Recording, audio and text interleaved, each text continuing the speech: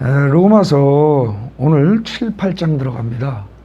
근데 7, 8장을 하기 전에 1장부터 6장까지를 여러분들 지나간 주보를 다 항상 가지고 다니시면서 계속 읽고 또 지나간 3차례의 설교를 계속 반복해서 들으십시오.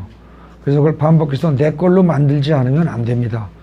로마서는요, 신약 성경에서 제일 어려운 부분 중에 하나입니다.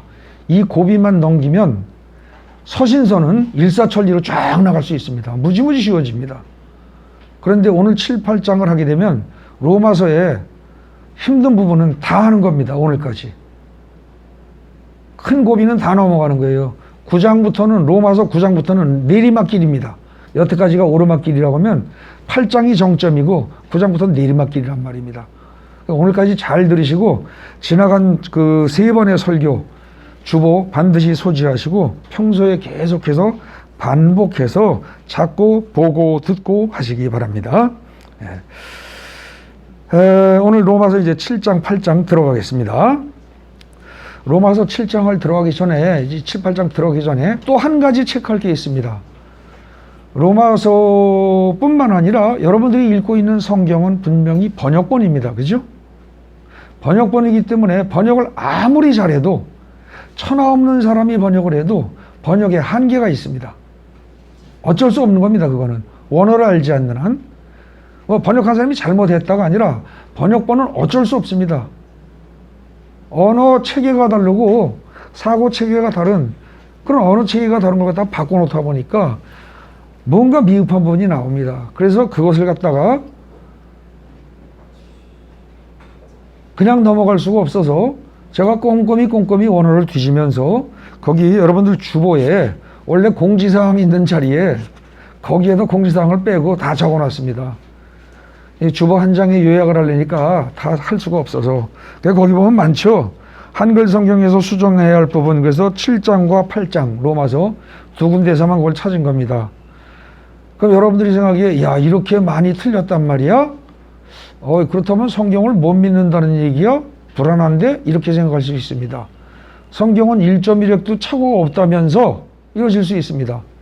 성경이 1.1획도 착오가 없다는 말은 맞습니다. 단 성경의 원본을 두고 할 때 얘기입니다.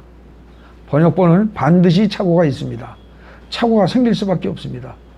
그래서 최대한 제가 거기다가 고쳐놨습니다. 수정을 했어요. 그래서 이제 그거를 읽다가 보시는데 일일이 처음부터 다 제가 지금 설명하긴 그렇고 아까 오늘 성경 본문으로 잡은 게 주보에 뭐였습니까? 오늘 성경 본문으로 로마서 7장 24절 그랬죠? 맞습니까? 로마서 7장 24절 다시 보십시오. 거기 뭐라고 돼 있어요? 여러분들 잘 아는 기절입니다. 오라 나는 곤고한 자로다. 누가 이 사망에 모여서 나를 건져내겠는가? 다 아시죠? 그죠? 그런데 문제는 그 다음 기절이 말이 안 통한다는 겁니다.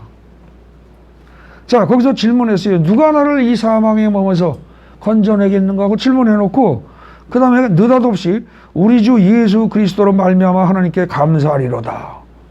이러고 나와요. 그런즉 내 자신이 마음으로는 하나님의 법 육신으로는 죄의 법을 섬기노라. 이게 뭔 소리예요? 말이 안 통합니다. 이게 24절과 25절이 말이 안 통해요. 이게 그래서 이 25절을 혹시 8장 1절로 연결시켜서 본다고 해도 말이 안 통합니다. 이게 왜 그럴까요? 이거 번역이 잘못돼서 그렇습니다. 번역이 잘못된 거예요. 참 애석한 일입니다. 영어 성경에도요, 많은 부분들이 이걸 번역을 잘못했습니다. 많은 영어 성경들이. 원어를 보면은 지금 한글 성경에 나온 것처럼 25절처럼 번역할 수도 있습니다. 이게 틀린 건 아닙니다. 근데 또 다른 번역이 뭐냐? 여러분들 그 주보에 그 예배 순서 바로 밑에 나온 박스에 거기 보십시오. 중간쯤에 세 번째 로마서 7장 25절 거기 뭐라고 번역해놨어요? 그게 올바른 번역입니다. 거기 나오는 괄호는 원문에 없는 단어입니다. 의미상 제가 집어넣은 거예요. 그걸 참조하시면 됩니다. 7장 24절에서 오라 나는 곤고한 사람이로다 이 사망에서 누가 나를 건져낼 것인가? 라고 질문을 했죠. 그거에 대한 답이 25절입니다. 근데 그 답을 뭐라고 번역해야 되느냐? 그 답이 바로 뭐다? 예수 그리스도를 통하여 하나님께 있는 은혜입니다. 즉 예수 그리스도를 통한 하나님의 은혜다. 간단히 얘기하면 예수 그리스도를 통해서 나타나는 하나님의 은혜입니다. 그게 답이라는 거예요. 누가 나를 사망의 몸에서 건져내겠느냐? 하나님의 은혜다 이겁니다.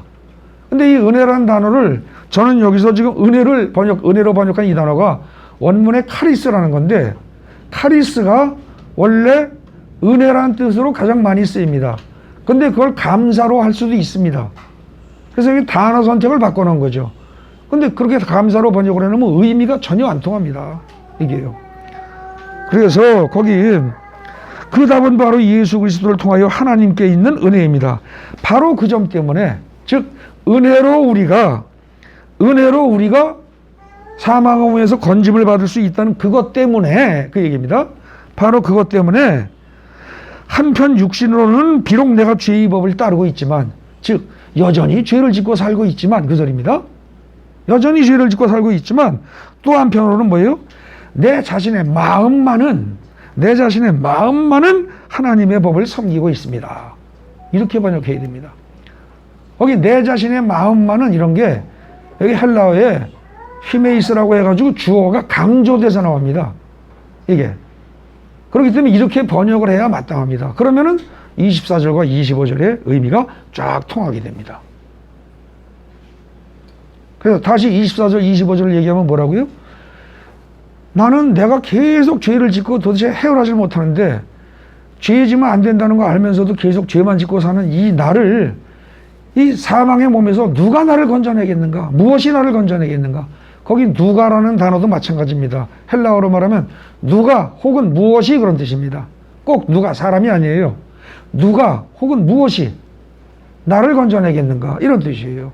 근데 그거에 대한 답이 뭐다? 하나님의 은혜다. 하나님의 은혜다. 하나님의 은혜가 나를 건져낼 것이다. 바로 하나님의 은혜로 인해서, 하나님의 은혜로 내가 건져질 것을 내가 알기 때문에 어떻다? 내가 비록 계속 죄를 짓고 살고 있지만 나는 여전히 마음으로만큼은 그래도 하나님의 법을 내가 아주 확실하게 섬기고 있다. 그렇게 이어지는 겁니다. 이게 로마서 이 7장의 25절 해석을 이렇게 해놓으니까 이해가 될 수가 없습니다. 여러분들 그거 잘 기억하시고 읽으시기 바랍니다. 그 다음에 7장의 이제 내용을 들어가는데, 뭐 시간 관계상 1장부터 6장까지 내용은 뭐 다 아시는 걸로 생각하고 일단 넘어가겠습니다. 7장의 첫 단락의 제목은요, 첫 단락은 사실은 7장도 역시 설명문인데, 논설문이에요. 설명문이고. 근데 질문이 뭐냐? 거기 나온 첫 번째 질문입니다. Q1. 뭐예요? 우리가 만약에 죄에서 벗어났다면, 우리가 죄에서 벗어났으니까 거룩하게 살라고요? 6장에서 그랬거든요. 너희는 이제 죄에서 벗어난 사람들이니까, 죄와 관계없는 사람들이니까 거룩하게 살아라 그랬단 말입니다. 거룩하게 살라고요? 도저히 쉽지 않을 것 같은데요. 이게 지금 첫 번째 질문입니다. 여러분들 거룩하게 살기 원하시죠? 이거 원하지 않는 사람 없습니다. 근데 거룩하게 살아집니까? 안 됩니다. 그죠? 좀처럼 안 돼요. 하루 24시간 중에서 잠자는 시간 빼놓고 눈 뜨고 살아있는 시간 중에서 거룩하게 사는 시간은 아마 한두 시간도 안 될 겁니다. 나머지는 전부 다 죄 짓고 살아갑니다. 그럼 어떤 분들은 그럽니다. 내가 무슨 놈의 죄를 져? 나머지 시간도 난 잘 살았어. 여러분들, 성경에서 말하는 죄는요, 도둑질하고 사기치고 간음하고 이게 죄가 아니고요, 하나님의 뜻을 벗어나서 내 고집대로 내 뜻대로 사는 게 죄입니다.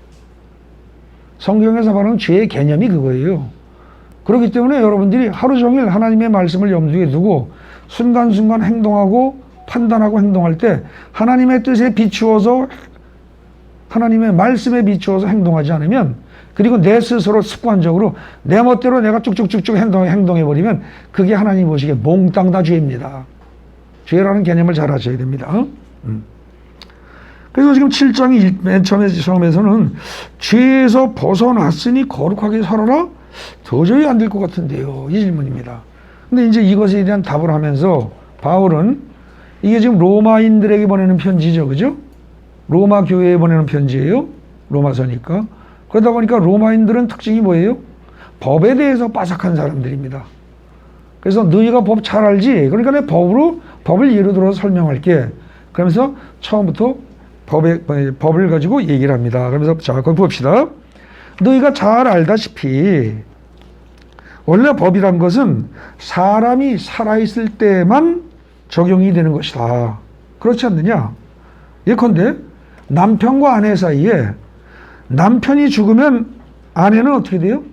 남편이 죽고 나면 죽은 남편에 대해서 더 이상 법적 의무가 없다. 따라서 다른 남자에게 시집가도 죄가 아니다. 이게 로마서에서 말하는 겁니다. 그리고 당시 로마인들도 다 이렇게 알고 있고, 그때 당시에는 로마인뿐만 아니라 유대인들 중에서도 남편이 죽으면 여자가 혼자 살지 않고 다른 남자에게 시집가는 것은 정상으로 인정했습니다. 당연한 것으로. 그런데 남편이 죽어도 여자는 남편에 관련된 법에서 해방되는 판인데, 여자 자신이 직접 죽어버리면 어떻게 되겠어요? 죽은 놈이 무슨 남편 섬기고 할 게 뭐 있어요? 끝난 거예요, 완전히. 그죠?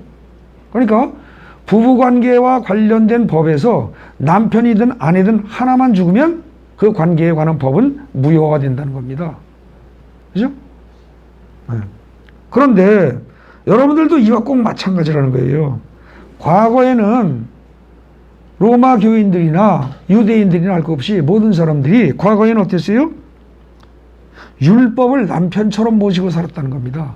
율법을 존경하면서 율법을 지켜야 한다고, 율법을 따라야 한다고, 율법을 따라야 한다고 하고 율법을 지키면서 살려고 애를 썼다는 거예요.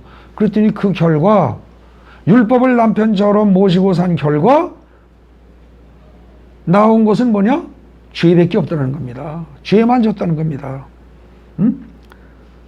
그런데 그리스도인들은 어때요? 침례라는 의식을 통해서, 세례 혹은 침례라는 의식을 통해서 바로 바로 침례라는 의식을 통해서 십자가에서 죽으신 그리스도와 함께 바로 우리 자신이 죽어버렸다는 거예요. 여러분들 교회 다니는 사람들은 침례 받죠? 세례 받지 않습니까? 그게 뭐냐면 죽었다가 다시 살아나는 의식인데, 예수님이 십자가에서 죽었다가 다시 부활하셨죠. 그거랑 통하는 거라는 거예요. 그러니까 여러분들이 침례를 받았다는 것은 십자가에 죽은 예수 그리스도와 함께 여러분들의 몸이 박혀 죽고 다시 살아났다는 그런 뜻이라는 겁니다, 이게. 그래서 이제는 어떻게 돼요? 여러분들이 이미 율법이라는 전 남편인 율법이라는 전 남편을 섬길 필요가 이제는 죽었으니까 어때요? 여러분이 죽었는데 뭘 섬겨요?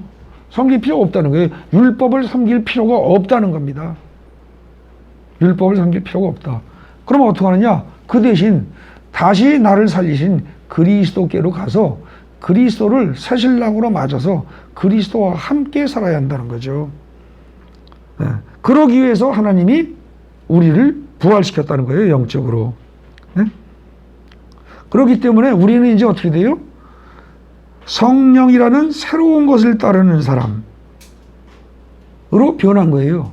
옛날에는 율법 조문이라는 낡은 것을 따르는 사람이었는데, 그러니까 전에는 율법 조문을 지키려고 10계명 하나하나를 지키려고 그러고 뭐 613가지의 계명들을 다 지키려고 발버둥을 치고 살았는데, 이제 그게 아니고요. 어떻게 돼요? 율법을 지키면서 사는 게 아니라 성령만 따르고 살면 된다는 겁니다. 그러면 이 말은 무슨 얘기예요? 성령이 그 다음에 알아서 다 한다는 겁니다. 굉장히 쉬워지고 좋아진 거죠. 그렇기 때문에 지금 여기 첫 단락의 요지는 뭐예요? 여러분들의 신분이 전에는 율법을 따르고 살던 존재에서 이제는 뭐예요? 성령을 따르고 사는 존재로 완전히 바뀌었다는 사실을 분명히 알아둬라. 그 얘기입니다. 여러분들의 영적 신분이 바뀐 거예요. 영적 신분이 바뀌었어요. 여러분들이 확실히 알아두시라는 겁니다. 내가 지난번 설교에서도 계속 예를 들었던 것처럼 왕자와 거지 이야기에서 거지의 신분이었던 사람이 어느 날 왕자의 신분으로 바뀌어버린 거예요. 근데 전에 거지처럼 살던 그 생각과 사고방식과 습관과 모든 행동은 그대로 있는데 신분은 왕자로 바뀌어버렸단 말입니다. 지금 여러분들이 그 상황이에요. 그러니까 혼란스럽죠. 그죠? 행동과 생각은 여전히 거지 같은데 신분은 왕자로 바뀌었다니까 믿어지지도 않고 야 이거 진짜 그런 거야? 그리고 불안하기도 하고 혼란스럽기도 하단 말입니다. 그게 현재 여러분들의 상태라는 겁니다. 그 다음에 그러면 만약에 율법을 더 이상 지킬 필요가 없다. 율법은 이미 전 남편과 같다. 라고 한다면 율법이 잘못된 거냐? 이런 질문이 나오겠죠. 그거에 대한 답이 그 다음 단락입니다. 어디냐? 12절 13절이죠. 율법 잘못 아니라는 겁니다. 아까 예를 들기는 남편이 죽으면 여자가 자유로워진다. 하물며 여자 본인이 직접 죽는다면 남편에 대한 의무를 더 이상 할 필요가 없다. 이렇게 나갔는데 그럼 율법이 잘못된 거냐? 율법 안 지켜도 된다고 그러니까 율법이 잘못된 거냐? 절대 아니라는 겁니다. 율법은 선하고 의롭고 좋은 것이고 반드시 지켜져야 되는 겁니다. 왜? 하나님이 주신 거니까. 그리고 그것은 뭐예요? 그런데 율법의 기능은 뭐다? 죄를 깨닫게 하는 것뿐이라는 거예요. 죄를 깨닫게 하고 우리가 죄인이라는 사실을 깨닫게 하는 것. 그게 율법이라는 겁니다. 그게 성경에서 말하는 율법이에요. 그때 죄란 뭐라고요? 살인하고 간음하고 도둑질하고 하는 그런 죄가 아니고요. 아까도 말씀드렸지만 하나님의 말씀을 완전히 무시하고 떠나서 내 생각대로 내 뜻대로 생각하고 판단하고 결정하고 행동하는 것. 그 모든 것이 다 죄란 말입니다. 그래서 율법이 있지 않으면 우리가 죄를 짓고도 죄인 줄 모르고 살기 때문에 율법은 반드시 있어야 한다. 그럼 여전히 율법은 안 지켜도 되느냐? 아니에요. 지켜져야 한다는 겁니다. 여전히. 율법이 죽은 게 아니에요. 지켜져야 돼요. 에? 그런다고 한다면 또 질문이 뭐가 나와요? Q3 세 번째. 그래도 나는 여전히 죄에서 벗어나지 못하고 헤매고 있는데요. 이 답은 거기 빨간 글씨 써는 겁니다. 그 이하 내용을 다 요약한 거죠. 나는 여전히 죄에서 헤매고 율법도 못 지키고 율법을 꼭 지켜야 한다고 율법도 못 지키고 죄에서 헤매고 있는데요. 그거에 대한 답을 요약하면 간단합니다. 예, 맞습니다. 나는 절대로 못 지킵니다. 하지만 하나님의 은혜로 거룩하게 사라지게 될 것입니다. 이게 답이에요. 그리고 거기 하나님의 은혜로 거룩하게 사라지게 될 것입니다라는 그 말이 나온 근거가 어디냐? 그게 7장 25절 마지막 절이란 말입니다. 근데 그 번역을 이상하게 해놓으니까 7장이 잘 나가다가 이해가 안 되는 거예요. 그 번역을 여러분들 귀찮아도 여러분 성경책에 건간에다가 나중에 주보에 있는 그 내용을 뭐요? 그대로 옮겨 적으십시오. 다 옮겨 적어 놓으세요. 네. 그 이제 나는 여전히 죄에서 헤매는데요. 도저히 난 지킬 수 없는데요. 나는 내가 봐도 교회는 다니면서 난 여전히 개판인데요. 뭐 보통 사람들 그러죠. 술도 아직 못 끊었고요. 담배도 못 끊었고요. 욕은 입에 붙었고요. 에? 돈만 관련되면 어떻게 돼요? 눈이 확 돌아가면서 돈독이 오르는 게 겉으로 드러나는데요. 이런단 말입니다. 그리고 남을 보면 사랑하라고 아무리 그래도 그냥 정죄하고 싶고 판단하고 싶고 아유 저 병신 같은 놈 때문에 내가 교회 나오기가 싫어. 저 인간만 안 나오면 내가 교회를 갖다 기쁘게 나올 텐데. 이런 생각이 속에서 쑥쑥 올라온단 말이죠. 에? 그리고 뭐 전부 정죄하고 판단합니다. 뭐 목사가 쳤다고야 설교를 개같이 해. 아니 저런 정도는 놔두해. 온갖 소리 다 한다는 거죠. 저게 무슨 장로야 뭐 이래가면서. 그죠? 자기는 괜찮은 것처럼. 결국은 어떻게 돼요? 근데 나도 안 그러고 싶은데 그런다는 거예요. 그게 바울 얘기입니다. 거기 보십시오. 쭉 읽어봅시다. 나 바울 역시 내가 원하는 것을 행하지 않고 원하지 않는 것을 행하고 있음을 인정합니다. 그래서 잘 생각해 보니까 내 속에 악을 행하는 것은 내가 아니고 내 속에 있는 죄임을 알게 되었습니다. 내 속에 죄라는 게 또 있더라는 거예요. 따로. 죄라는 놈이 딱 속에 숨어 있어가지고 얘가 나를 좌지우지하고 컨트롤한다는 거죠. 결국 선을 행하기 원하는 나에게 악이 함께 있음을 깨닫게 된 것이죠. 그래서 내 속사람은 하나님의 법을 즐거워하지만 내 지체 속에 있는 죄의 법이 오히려 나를 사로잡아 옵니다. 나를 사로잡아 와요. 그걸 뻔히 보면서 당하고 있다는 거예요. 바울 자신도. 여러분들 잘 생각해 보십시오. 기도해야 되는 거 알면서 지금 기도해야 되는데 그 알면서도 TV 연속곡 드라마 뭐 온갖 거 안 끊어지잖아요. 기도해야 되는 거 알면서 유튜브에 내가 좋아하는 거 요것만 보고 그 한 토막짜리 5분짜리 10분짜리 하나 보면 또 비슷한 거 또 보고 그러면서 2시간 3시간 보내잖아요. 그게 생명의 하나님의 법을 따르는 게 아니고요. 이게 뭐예요? 죄의 법에 내가 끌려가는 거라는 거예요. 그걸 자기가 알고 있다는 거죠. 여러분들 공감하시죠? 다 겪고 아시는 거 아닙니까? 그래서 나는 정말로 곤고하고 불쌍한 사람이다. 누가 나를 이 사망의 몸에서 건져내겠는가? 라고 스스로 자문자답을 합니다. 그러면서 답이 뭐다? 아까 말한 대로 그 답은 바로 예수 그리스도를 통한 하나님의 은혜입니다. 하나님의 은혜는 그냥 안 옵니다. 반드시 예수 그리스도를 통해서 옵니다. 그래서 우리가 예수, 죽어도 예수, 오직 예수 그러는 겁니다. 예수 그리스도 없이는 은혜가 올 수가 없어요.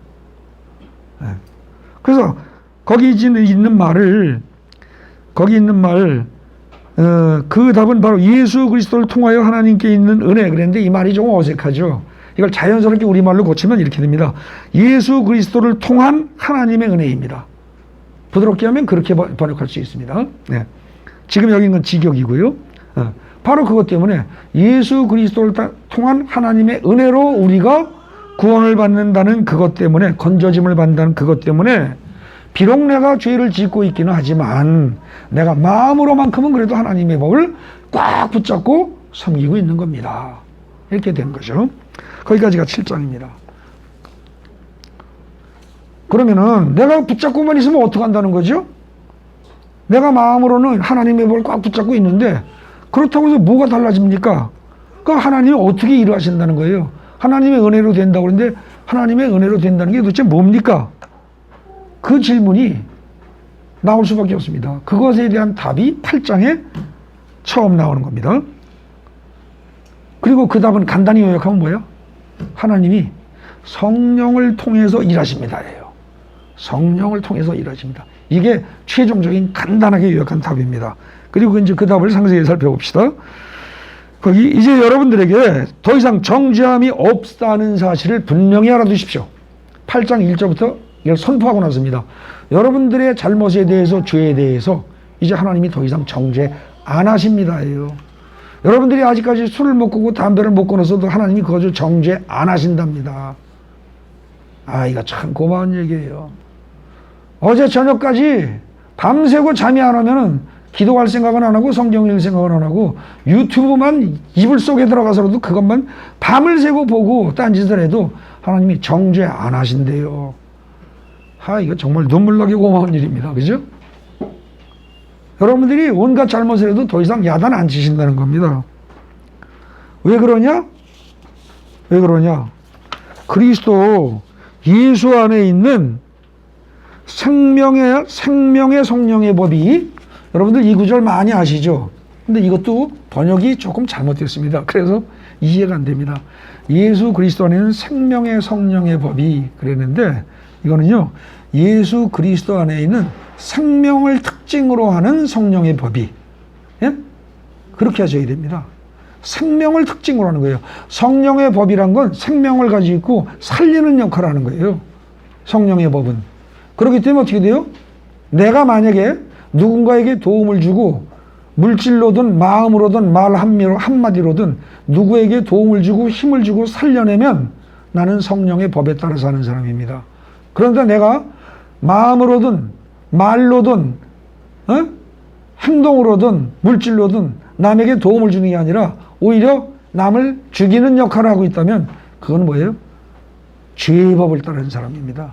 그런데 지금 예수 안에 있는 그 성령의 법이 죄의 법과 사망으로부터 여러분들을 해방시켜 주었기 때문입니다. 이것도 지금 그 부분도 번역이 잘못된 것을 제가 고친 겁니다. 여러분 성경에 뭐라고 되어 있어요? 죄와 사망의 법으로부터 그랬죠. 번역 잘못된 겁니다. 사망의 법이란 말은 성경에 없습니다. 죄의 법은 있어도. 죄의 법이란 단어는 다른 데도 나옵니다. 근데 사망의 법은 없습니다. 정확히 번역을 하면 죄의 법과 사망으로부터 봅니다. 이걸 제대로 번역한 영어 성경이 있습니다. NLT라고. 그 NLT에 보면 여러분들 주보에 지금 여기쯤에 나와 있습니다. 이쯤에. 거기 NLT라는 영어 성경에 보면요. 여기가 뭐라고 되냐면 From the power of sin that leads to death 그랬습니다. 이걸 직역을 하면 어떻게 돼요? 사망으로 이끄는 죄의 힘으로부터 이렇게 되어 있습니다. 그러니까 사망과 죄의 관계가 어떻게 되느냐? 죄라는 게 결국 뭐예요? 사망으로 이끌어 간다는 거죠. 그렇기 때문에 어떻게 되냐? 죄로부터의 건지고 사망으로부터 건진다. 그래서 거기 있는 번역은 어떻게 되어야 되느냐? 다시 말씀드리지만 어떻게 된다고요? 그 뒷페이지, 네 번째 페이지 맨 윗줄에 나오는 겁니다. 성령의 법이 죄의 법과 사망으로부터 여러분들을 해방시켜 주었기 때문입니다. 이렇게 됩니다. 근데 이걸 갖다가 죄와 사망의 법으로 그러니까 앞에 생명의 성령의 법은 뭐고 죄와 사망의 법은 뭔지 알쏭달쏭 왔다 갔다 막 헷갈리는 겁니다. 그죠? 여기서 헷갈리지 않는 사람은 숫자 생각 안 한 사람입니다. 생각을 조금만 했다면 헷갈리게 돼 있어요. 근데 번역이 잘못돼서 그런 겁니다. 즉 하나님이 자기 아들로 하고 육신의 모든 죄를 짊어지게 하심으로써 육신이 아니라 성령을 따라 행하는 우리가 율법의 요구를 다 이루도록 하신 겁니다. 율법은 끝났다 그래서 율법은 안 지켜도 된다가 아니고 율법의 율법을 다 지키도록 하신 거예요. 어떻게? 여러분들이 노력해서가 아니라 성령을 따르기만 하면 저절로 지켜지게 된다는 겁니다. 그러니까 사실 지금 이 로마서에 근거하면 어떻게 돼요? 우리는 죽으나 사나 성령입니다. 이제는 죽으나 사나 성령 잡고 성령님 도와주세요. 이래야 됩니다. 근데 성령을 무시하고 성령을 마치 뭐 어떤 파워, 단순한 파워, 어떤 능력, 인격체가 아니라 하나님의 영이 아니라 어떤 물건 정도로 취급하는 그렇게 신앙생활하는 사람들 안타까운 겁니다. 애석한 일이죠.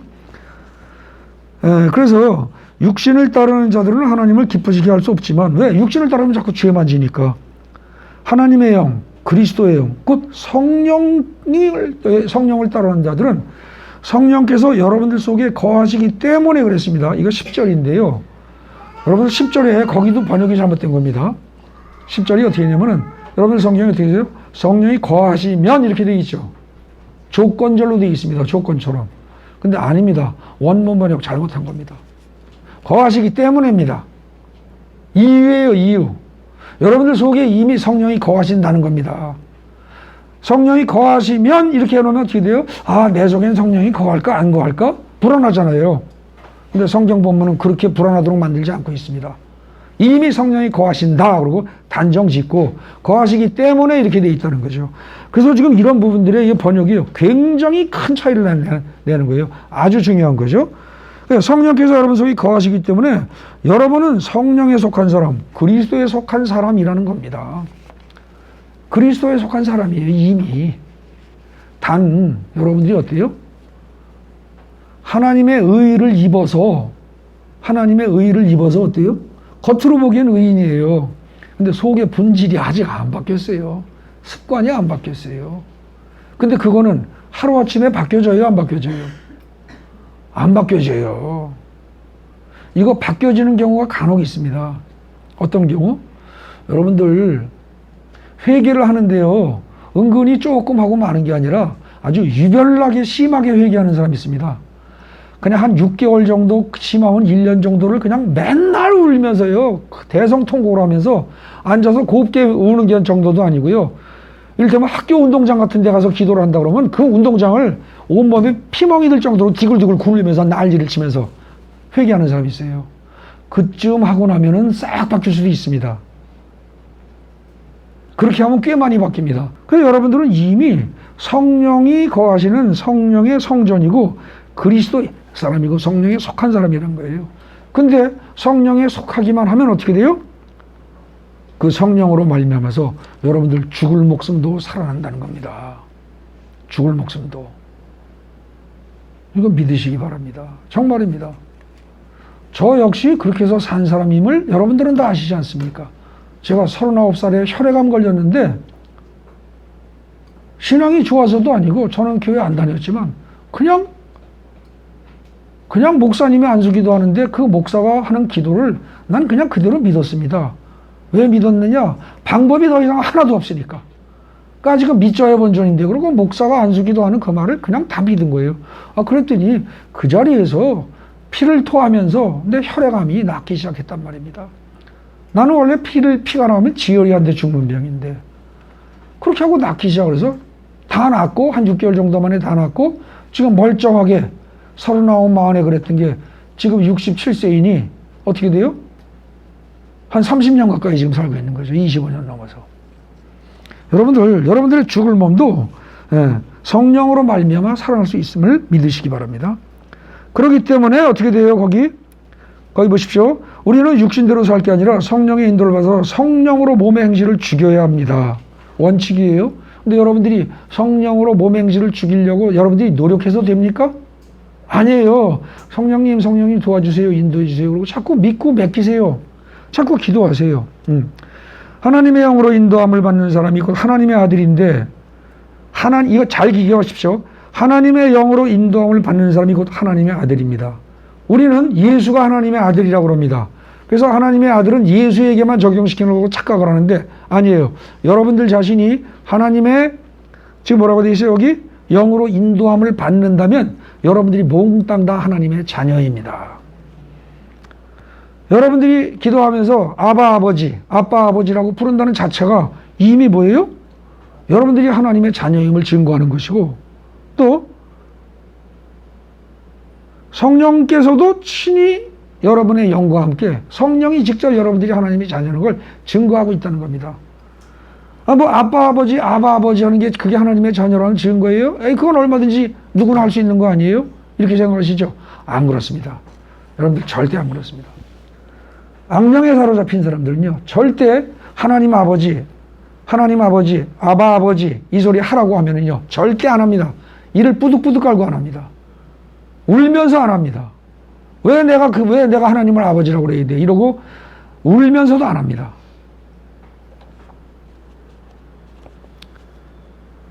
그래서 여러분들은 분명히 하나님의 자녀라는 겁니다. 이제 의심하지 말라는 거예요. 지금 8장에서 얘기가.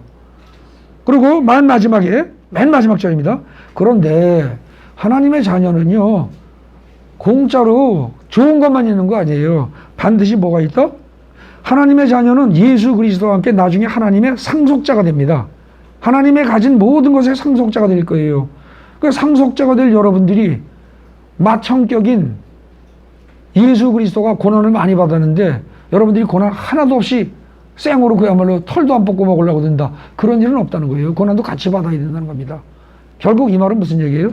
여러분들이 예수를 믿는 과정에서 그리고 자기 자신이 점점 성스럽게 거룩한 존재로 변화되는 과정에서 고통과 고난이 있다는 겁니다. 힘든 일이 있다는 거예요. 내 자아를 깨트리고 내 욕심을 버리고 하나님의 뜻에 맞는 사람으로 변화되는 과정에서 고통과 고난은 반드시 따른다는 겁니다. 자, 그래서 그 다음에 이제 두 번째 질문이 나온다 말입니다. 고난도 함께 받아야 한다? 그 참 고난은 싫은데요. 나는 고난은 싫은데요. 고난받기는 싫은데요. 이런 질문이 나오겠죠. 그거에 대한 답이 뭐예요? 18절 이하입니다. 18절 이하. 고난받는 거 여러분들 힘들지만 나중에 받게 될 영광에 비하면 그 고난은 정말 아무것도 아니에요. 사소한 거예요. 그러니까 고난 겁내지 마세요. 이게 일단 답입니다. 고난을 이겨내야 하는 이유가 그 다음에 어떻게 돼요? 18절 이하에 쭉 나옵니다. 첫째, 여기 성경도요, 이게 읽어서 이해가 잘 안 되게 쓰여 있습니다. 근데 그거 잘 보십시오. 여러분들 성경 보세요. 8장 18절 보십시오. 19절부터 피조물 얘기가 나오죠. 피조물. 그 피조물 얘기가 어떻게 됩니까? 19절, 20절, 21절, 22절까지 나옵니다. 그죠? 근데 이 얘기는 간단해요. 여러분들 세상에 있는 모든 피조물들, 쉽게 해서 길거리에 있는 가로수, 산에 있는 나무, 풀, 이런 것들, 그죠? 그리고 심지어 돌멩이, 땅, 흙, 이런 피조물들조차도 사실은 뭐예요?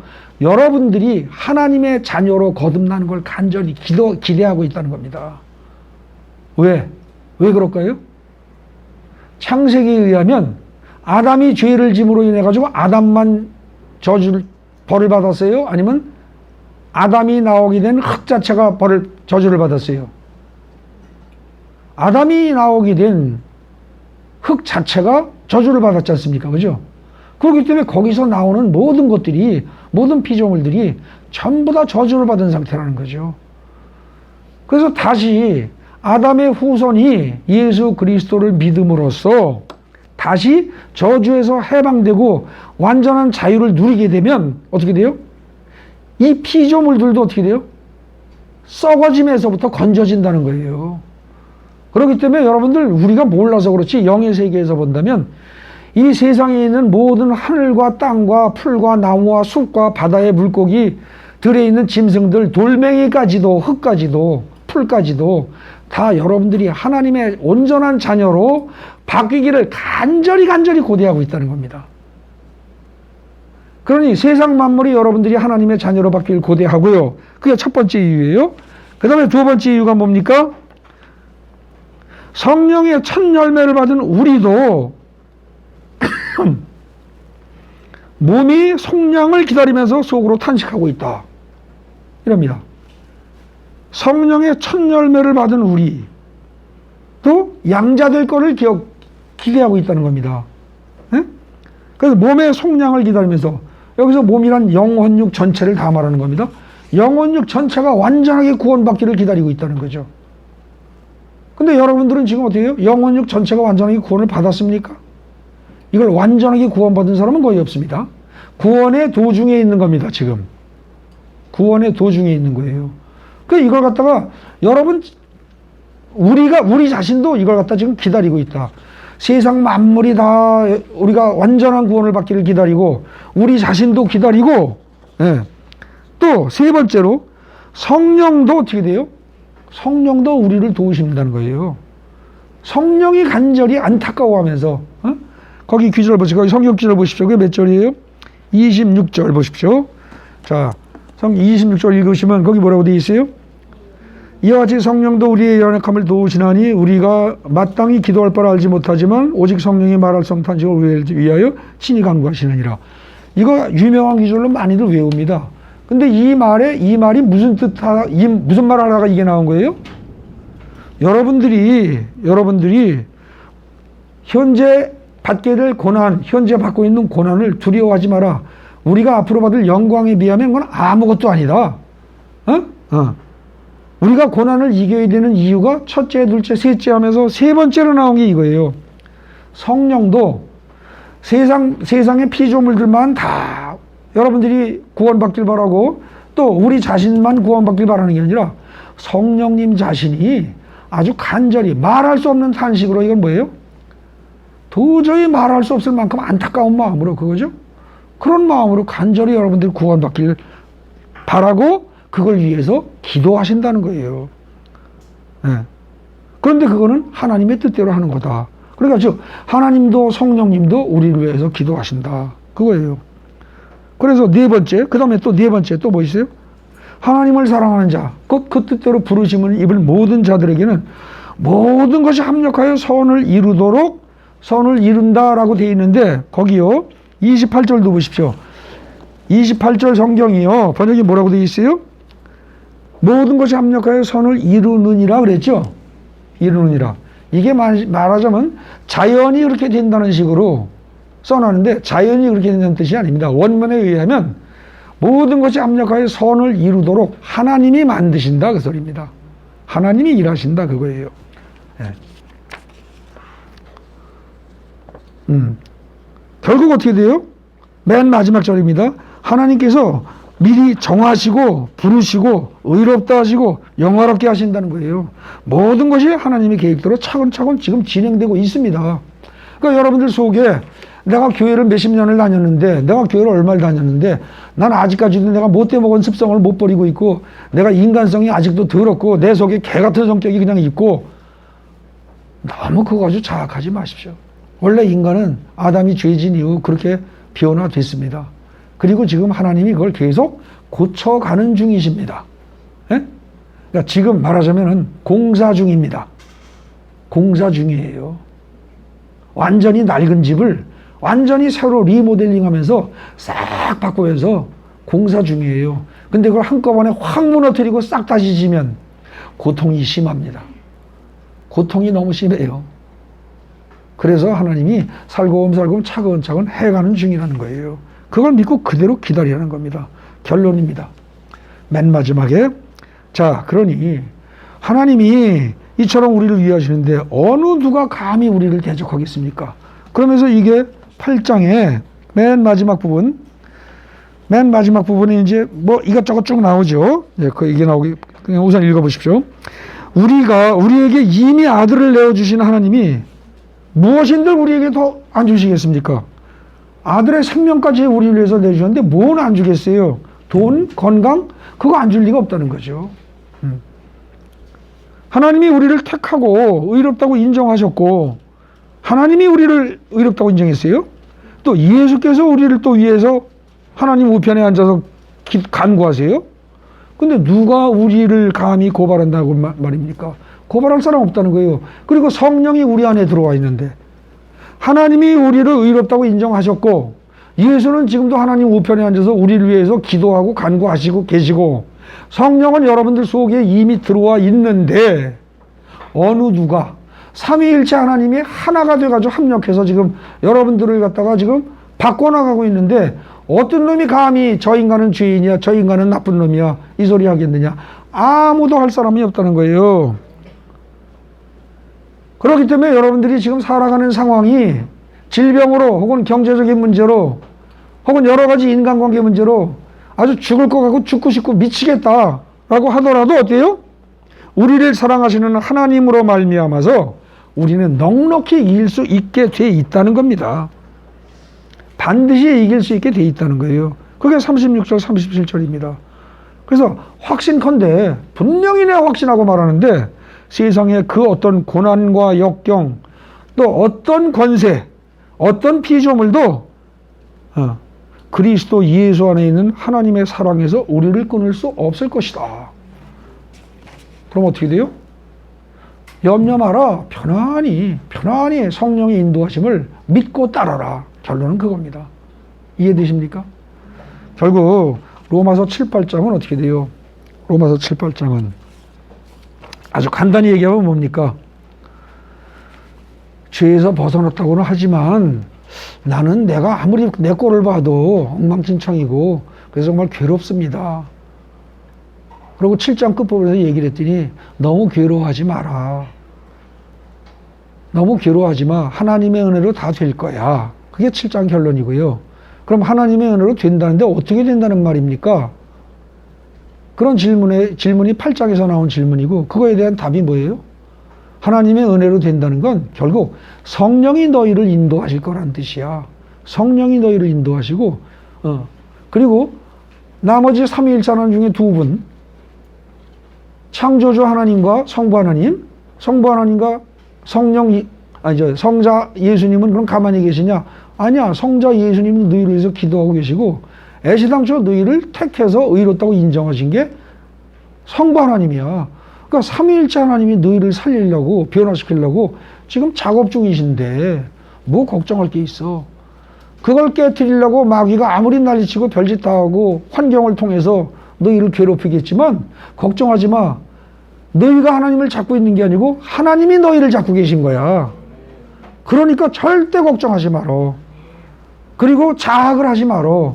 편안히 주님, 나 같은 그야말로 죄인도 아직까지도 교회를 몇십 년을 다니고도 별로 변하지 않은 나 같은 인간도 하나님이 그렇게 사랑하시고 그걸 건지시려고 꾸준히 참고 계속 일을 하고 계신다니 정말 감사합니다. 그것만 생각하고 항상 하나님의 말씀을 염두에 두고 성령이 인도하신다는 사실 그리고 성령이 네 속에 있다는 사실을 그냥 믿고 살아가면 돼. 나머지는 하나님이 다 하실 거야. 그 얘기입니다. 아시겠습니까? 이게 말이 그렇지 이렇게 사는 게 쉽지는 않습니다. 사실. 근데 저는 이게 성경이 이렇게 말하고 있다는 사실을 알기 때문에 저는 목회를 하면서도 사실 그렇게 해왔습니다. 목회하면서도 그렇게 했어요. 그러니까 하나님이 인도하실 걸 믿고 그냥 가만히 있을 땐 가만히 있는 겁니다. 그리고 말씀만 바로 알려고 아주 말씀을 바로 깨닫는 건 발버둥을 쳤습니다. 그러나 그 밖에 나머지 문제는 거의 신경 안 썼습니다. 솔직히. 그런데 그럼에도 불구하고 코로나 기간이 있었음에도 불구하고 그리고 기독교 전체가 무너지는 사회 분위기 속에서 코로나까지 겹쳤는데도 불구하고 사람 수가 나날이 늘더니 5년 전에 개척한 교회가 요즘 같은 상황에 5년이 지나도요 10명을 못 넘는 교회가 90%가 넘습니다. 근데 지금 우리는 한 35명 선 정도 거기까지 왔습니다. 다 하나님이 하십니다. 여러분들 제가 기도 많이 해서 이렇게 교회가 성장하는 거 아닙니다. 제가 잘해서가 아니고요. 하나님이 다 하십니다. 하나님이 목사인 저도 변화시키고 막 만들어 가시고 여러분들도 한 사람 한 사람을 전부 다 변화시키고 새로운 인간으로 성령의 인간으로 완벽한 구원받은 인간으로 영혼육 전체를 변화시키고 가고 계신 중입니다. 그 좋으신 하나님을 믿고 편안히 감사히 여기면서 주님께 감사하면서 성령의 인도하심을 따라가기만 하면 여러분들은 결국은 언젠가는 완벽한 존재로 변화될 것입니다.